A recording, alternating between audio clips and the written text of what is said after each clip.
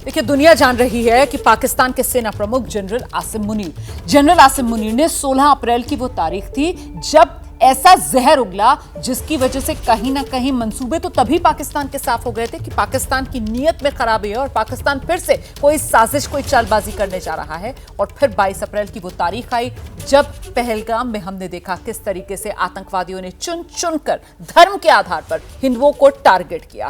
फिलहाल देश के अंदर गुस्सा और आक्रोश, और देश किस तरीके से जवाब देगा इसी को लेकर ये मंथन, बल्कि यूं कहें कि मामला अब निर्णायक मोड़ की तरफ बढ़ता हुआ नजर आ रहा है। सीधे आपको लेकर चलेंगे, हमारे सहयोगी अंकित गुप्ता इस वक्त हमारे साथ मौजूद हैं। इस समय कैबिनेट की बैठक चल रही है, सीसीएस की बैठक, सीसीपीए की बैठक, सीसीए की बैठक खत्म हो गई है और ये जो कैबिनेट की बैठक चल रही है इसको लेकर अपडेट क्या मिल रहा है, जानते हैं जरा अंकित गुप्ता से। अंकित,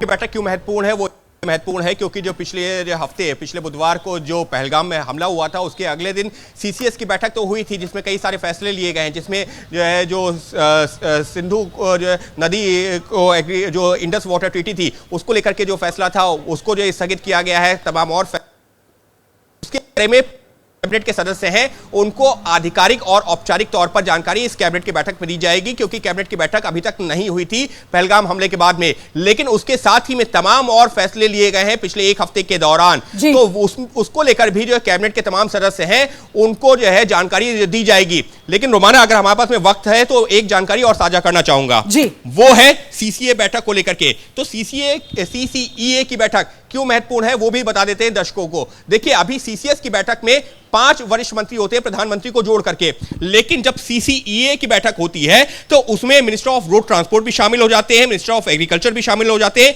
मिनिस्टर ऑफ रेलवे शामिल हो जाते हैं, minister of petroleum and natural gas शामिल होते हैं, मिनिस्टर ऑफ पावर शामिल होते हैं। यानी कि 1 दर्जन से ज्यादा मंत्री इस बैठक में शामिल होते हैं। और एक और जानकारी निकल के सामने आ रही है इस बैठक से जुड़ी हुई, वो है सीसीपीए की बैठक को लेकर के। रोमाना, ये क्यों महत्वपूर्ण है? क्योंकि अब तक जो मेरे पास में जानकारी आई है कि इससे पहले जो